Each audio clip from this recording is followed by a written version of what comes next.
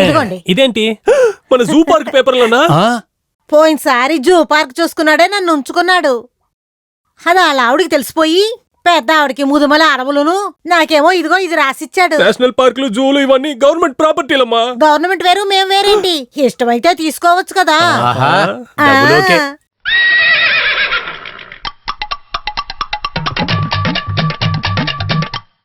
ముఖ్యమంత్రి గారు, భార్య తాలిబొట్టు నుండి మొలతాడు వరకు అన్నిటిని పెట్టించేశాను. మరి ఇవేంటి? ఇవన్నీ కవరింగ్ అండి. ఏదైనా జరగని జరిగితే అలవాటైన పని ఆంధ్ర మెస్ కి వెళ్లి పరోటాకి మావు పిసకాల్సిందే. నీ బుద్ధి చూపించుకున్నావు కదా. ఎవరిని గీసి చూస్తున్నావు? బంగారాన్న గీస్తున్నావు. నేను మాత్రం నా ఇల్లు, తోటలు, బంగ్లాలు, నగలు అన్నీ ఇచ్చేశాను. రండయ్యా, ఈసారి దానికి 10 రెట్లు సంపాదిద్దాం. రండయ్యా, సంతోషంగా రండి వెళ్దాం. అవును, ఏట్రా పెట్లనే చూస్తున్నా? అన్నా, మీకిచ్చే దేవుడు మీరు అడిగిన దానికన్నా ఎక్కువ ఇచ్చాడు. ఎలాగూ మీరు ఇక సినిమాలో నటించరు. ఇందులో ఒక్క పెట్టె నాకిచ్చారంటే నేను సాటుగా చిన్న సినిమా తీసి హీరో అయిన కలలు నెరవేర్చుకుంటానన్నా. యారా, నేనేమన్నా అంత వెదవలా కనపడతానా? అదేంటి ఒక పెట్టి? 3 పెట్టెలు తీసుకోనాయన. శంకర్ని డైరెక్టర్ గా పెట్టు, ఐశ్వర్యరాయ్ని హీరోయిన్ గా అయ్యి, ఫైర్నికి వెళ్ళి అలా అలా ఊపుకుంటూ డాన్స్ అయ్యి జీవితంలో నువ్వు కూడా పైకి రారా. ఏమంటావు? సరేనా? కానీ ఒకే ఒక కండిషన్. కానీ సినిమాలో మాత్రం సిగరెట్ తాగితే నా ఫ్యాన్స్ సినిమా థియేటర్లోకి వచ్చి రీల్ తెంపి పారేస్తారు. డ్రైవర్, డైరెక్టర్ రాజమౌళి ఇంటికి పోనివ్వు. రాజమౌళి గారింటికా? మీరెవరు సార్? డైరెక్టర్ తీయబోయే నెక్స్ట్ సినిమాలో నేనేరా హీరో. ప్రొడ్యూసర్? అది నేనే.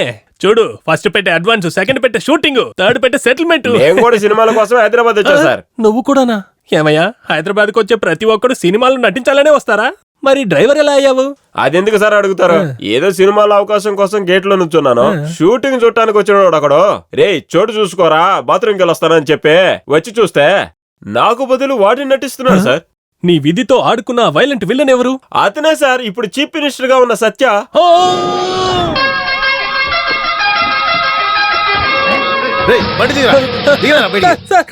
సీఎం గారు సత్య ఇంట్లోంచి 3 బాక్సులు దొంగతనం చేసుకొచ్చింది నువ్వే కదా?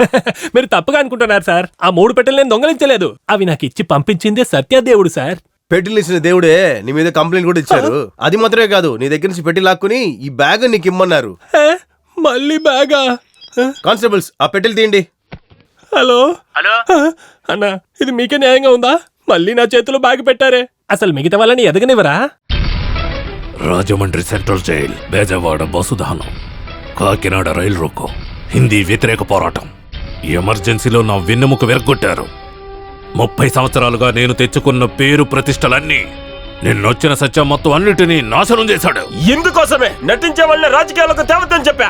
రోడ్లో వెళ్లే కుక్కను తీసుకొచ్చి కూర్చోబెట్టారు. ఇప్పుడు తీసుకొచ్చినా కరుస్తుందని చెప్తుంటే భరించాలి కదా. వాణ్ణి ఊరికే వదలొద్దు. 4 బస్సులు తగలబెట్టి కలవరం రగిలించి శాంతి భద్రతలు క్షీణించాయని చెప్పి వాడి ప్రభుత్వాన్ని డిస్మిస్ చేయాలి. పార్టీని నాశనం చేయటం పోత పాలిటిక్స్, మనిషినే లేపేయటం కరెంట్ పాలిటిక్స్.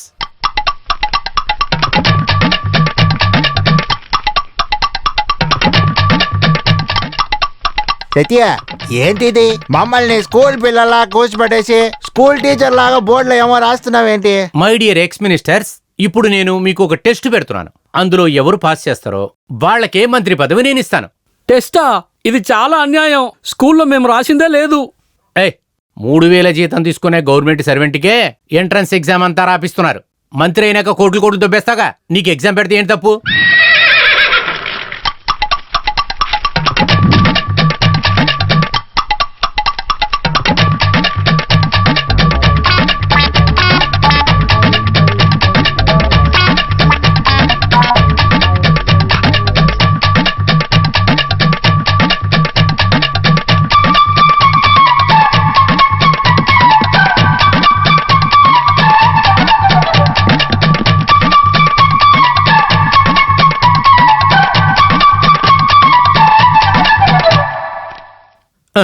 MKSWQSSR.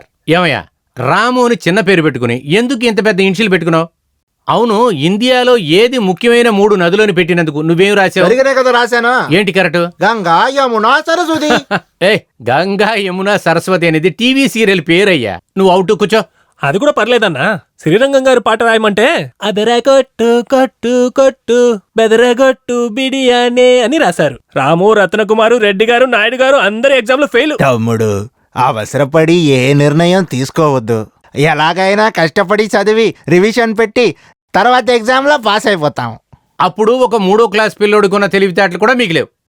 ఇందులో పెద్ద కామెడీ ఏంటంటే ఈ ప్రశ్నలకంతా నాకు సమాధానం తెలీదు. సో మనందరం ఒకటే. అందువలన మీ అందరికీ ఒక ఇలాకానిచ్చి గవర్నమెంట్లోంచి ఒక కారునిచ్చి బీచ్ పక్కన ఒక ఇల్లు ఇచ్చే బదులు మీకివ్వాలనుకున్న అన్ని ఇలాకాల్ని కూడా నేనే ఉంచుకుందామని తీర్మానించాను. అది సర్లే అన్నా, ఇప్పుడైనా చెప్పండి ఈ 3000కి ఏమర్థమన్నా? ఇంకా అర్థం కాలేదా? మనల్ని నమ్మి ఓటు వేసిన జనాలకంతా మన పని అయిపోయిన తర్వాత మనం వేసే పంగనామాలు.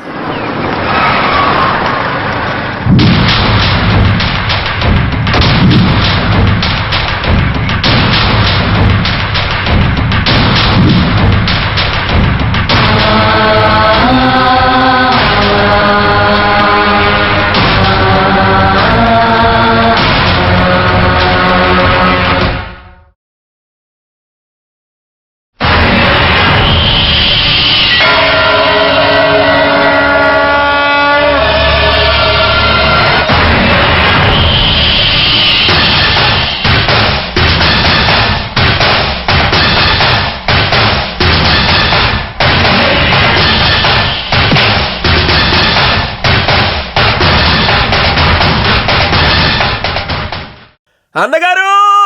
అయ్యయ్యో ఏంటిది ఏంటిది? లెగు లెగు లెగు లెగు లెగు లెగురా లెగు లెగు. అన్నగారు, ఇదేంటండి? నన్ను క్షమించండి అన్నగారు. ఇన్ని రోజులుగా ఒక యాక్టర్ రాజకీయాల్లోకి రాకూడదనుకున్నాను. ఎందుకని యాక్టర్స్ రాజకీయాల్లోకి రాకూడదు? ఈ రోజు నుంచి, ఈ నిమిషం నుంచి నా మొత్తం జీవితాన్ని నీతోనే గడపాలనుకుంటున్నా అన్నగారు. నేను తెచ్చిన ఈ మాల్ని వేసుకోండి అన్నగారు. కొంచెం ఆగాగు. మీరు ఎప్పుడు చేసిన తప్పునంతా తెలుసుకొని మన పార్టీలో రీజాయిన్ అవుదామని వచ్చారో అప్పుడే మీరు మారిపోయారు. న్యాయంగా చూస్తే ఈ మాల్ని నేనే మీకు వేయాలి.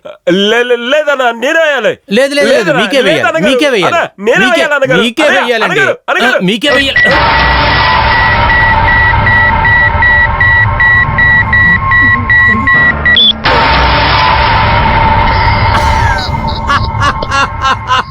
ఒరే ఎదవా, నువ్వు రాగానే నాకు మాలేస్తుంటే అది వెంటనే పేలేది. కానీ నువ్వు అది చేయకుండా ఒక పెద్ద డైలాగ్ చెప్పే చూడు, టకటకటకా చెప్పే చూడు, అప్పుడేరా నేను జాగ్రత్త పడింది. ఒక నటుడు రాజకీయాల్లోకి రావటం నేను ఒప్పుకోను. నటుడు అంటే నీకేంట్రా అంత పెద్ద చీపుగా ఉన్నాడా? ఎక్కడ నాలాగా ఒక 4 డైలాగ్ గట్టిగా చెప్పు చూడు. ఏంటయ్యా 4 డైలాగులు? మేము కూడా చిన్నప్పుడు చాలా నాటకాలు వేసాం. మేఘం ఉరిమింది, భూమి పులకరించింది, నీకెందుకు కట్టాలి శిస్తు? నువ్వేమన్నా వ్యవసాయం చేసావా? దుక్కు తిన్నావా? నారు నాటావా? కోత కోసావా? తర్వాత కుప్పనూర్చి గుడ్డు తీసుకొచ్చి గంజి కాటం సులభం అనుకున్నావా? తర్వాత అక్కడ స్నానం చేస్తున్న అమ్మాయిలకి పసుపు నూరి నువ్విచ్చావా? తర్వాత మావయ్యవా బామర్దివా? సిగ్గులేని ఎదవా? ఇదొక పెద్ద డైలాగ్ అనుకుంటున్నావా? ఏదో పెద్దగా అరే చెప్పొచ్చాడు. ఇది కాదురా, ఆ కాలంలో శివాజీ గారు చెప్పిన డైలాగులో ఇదే చిన్నది. ఈ కాలంలో లేటెస్ట్ గా చెప్పే డైలాగు పెద్దది ఒకటి నువ్వు చెప్పగలవా? నేను మాట్లాడతాను చూడు.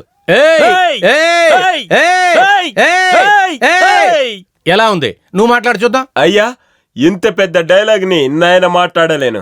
ఇలా ప్రాక్టీస్ చేయాలంటే నాకు 1 నెల టైం కావాలి. ఇక మీదైనా ఇలాగా నటుడిని తిట్టడం మానేసే. తర్వాత ఇంకొక విషయం, సినిమాలు పేర్లు మారమని చెప్పి మీరు చెప్పకూడదురా. మీ పార్టీ పేరు మార్చమని మేము చెప్తున్నావా? ఏంటన్నా దాని గురించి వీణ్ అడుగుతున్నావు? పోలీసుకి ఫోన్ చేసి తడా పోటా గుండా సాకిలో లోపల తోసేయండి. వద్దురా, అలా లోపల పంపించామనుకో మళ్ళీ బయటకు వచ్చినాక న్యాయం కోసం వాడు మీటింగ్లు పెడతాడ్రా.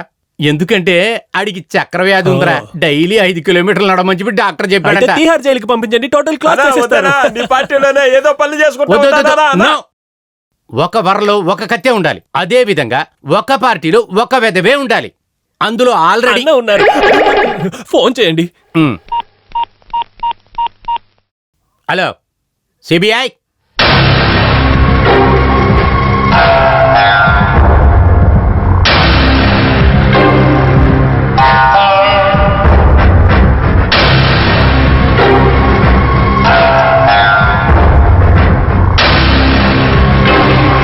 బంగాళదుంపల వేపుడు ఎలా చెయ్యాలి? పొయ్యి మీద మూకుడు పెట్టి అందులో నూనె పోసి తరిగిన కూర ముక్కల్ని వెయ్యాలి. కొద్దిగా ఉప్పు చేర్చుకోవాలి. తర్వాత రుబ్బిన వెల్లుల్లిపాయలతో పసుపు పొడి కలిపి. ఏంటిది? కాయగూరల మార్కెట్ ఇంట్లోకి వచ్చింది? అదేం లేదండి, మీ భార్య బాగా వంట చేసేవారన్నారు. ఆవిడ కన్నా అద్భుతంగా వంట చేసి మిమ్మల్ని ఆశ్చర్యపరచడానికి ట్రైనింగ్ తీసుకుంటున్నాను. ఏ రోజో నాటిన విత్తనం ఈ రోజు ఒక మర్రి చెట్టుగా పెరిగి ఎన్ని శాఖలు మొలిచాయి చూడండి. ఏంట్రా యాక్షన్ రిప్లై? అక్కడ చూడండి, రాజ చెట్టు కూడా వచ్చేస్తుంది.